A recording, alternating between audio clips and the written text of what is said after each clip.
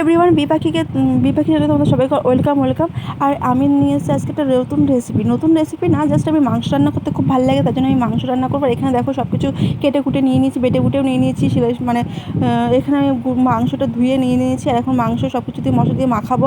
আদা বাটা, রসুন বাটা, জিরে বাটা, আর এখানে হচ্ছে ধনেটা আমি চিপের রসটা নেব, কেননা ভালো করে বাটতে পারিনি, একটু প্রবলেম হয়েছিল। আর ভালো করে বাটতেও আমি পারি না, আর জিরেটা আর ধনেটা বাটেও না ভালো। আর গুঁড়োটা আমি পছন্দ করি না, আমাদের জমির ধনে। আর এখানে দেখো সব কিছুই নিয়েছি। আর এখন নেব আমি নুন, আমার পরিমাণ মতো নুন নেব। আর এখানে হচ্ছে নিয়ে নিচ্ছি আমি হলুদ গুঁড়ো। তো হলুদ গুঁড়ো দেখো নিয়ে নিচ্ছি, যতটা আমার প্রয়োজন ততটাই আমি নেব, তার থেকে বেশি আমি নেব না।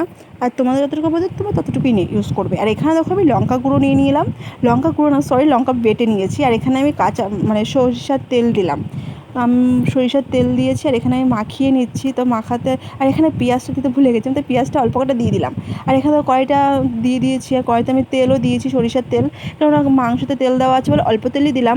আর এখানে দেখো সরিষার তেলটা আমার গরম হয়ে গেছে, আলুটা ভেজে নেব, ভেজে আমি তুলে নেব। আর হালকা করে ঢেকে ঢেকে ভাজবো, মানে একটু লবণও দিয়ে দিলাম, আর একটু হলুদ গুঁড়োও আমি দেবো। আর হলুদ গুঁড়োটা দিলে পরে একটু কালার হয়, তা হলুদ গুঁড়ো দেওয়া হয়ে গেছে। আর এখানে দেখো আমি তুলে নিয়ে তারপরে শুকনো লঙ্কা, জিরে এইসব হাবিজাবি দিয়ে দিচ্ছি। আর গরমটা হয়ে গেছে, তারপরে এখানে আমি দিয়ে দেবো পেঁয়াজ কিছু ছিল, আর একটা টমেটো কুচি ছিল, সেটা দিয়ে দিলাম। তারপর নাড়াচাড়া করে নিলাম, ভালো করে ভেজে নিয়ে নিলাম। নেওয়ার পরে এখন আমার কাছে মাংসটা আছে, সেই মাংসটা মাখানো মাংসটাই আমি দিয়ে দিলাম। মাংসটা খুব সুন্দর কালার হয়েছে। আর এখানে দেখো মানে ভাজাও হয়ে গেছে, এখন আমি মাংসটা দিয়ে দিচ্ছি। তো দিয়ে আমি এখন কিছুক্ষণ নাড়াচাড়া করব।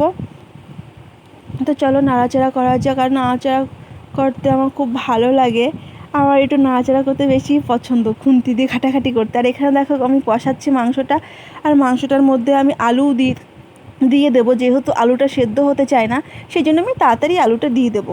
আর তোমরা যারা এরকমভাবে রান্না করো তো প্লিজ আমাকে কমেন্টে জানিও। আমি তো এইভাবে মানে 2-3 বার রান্না করেছি এইভাবেই, মানে মাংস মাখিয়ে মশলা দিয়ে। তো এখানে দেখো কষানো হয়ে গেছে, আর মাখিয়ে রান্না করলে টেস্টটা অন্যরকম হয় উনুনে রান্না করে। আর এখানে দেখো গরম জল কষানোর পরে আমি গরম জল দিলাম, একটা গোটা গরম মানে রসুনও দিয়েছি। আর গরম জলটা দিয়েছি, গরম জল করে রেখেছিলাম, গরম জলটা দিলে পরে তাড়াতাড়ি আমার মানে হয়ে যাবে মাংসটা।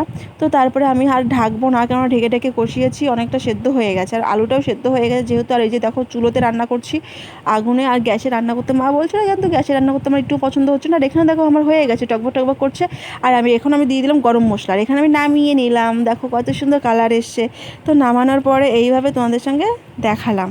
তো পরে খাবো, তোমাদেরকে বলবো কেমন হয়েছে। না ভালোই হয়েছে, গন্ধটাও খুব ভালো সুন্দর বেরিয়েছে। তো এরপরে দেখো আমি এখানে নিয়ে নিয়েছি, আর আমার ক্যামেরাটা ধরার লোক নেই, আমি নিজেই ক্যামেরা করি। তো কেমন লাগছে ভিডিওটা, ভালো লাগলে অবশ্যই আমাকে বলো। আর খুব খুব খুব গরম, দেখতে পাচ্ছ চুল ঠুলকে এলোচেলো হয়ে গেছে, গরমে আমি আর থাকতে পারছি না, খুব ঘেমেও গেছি।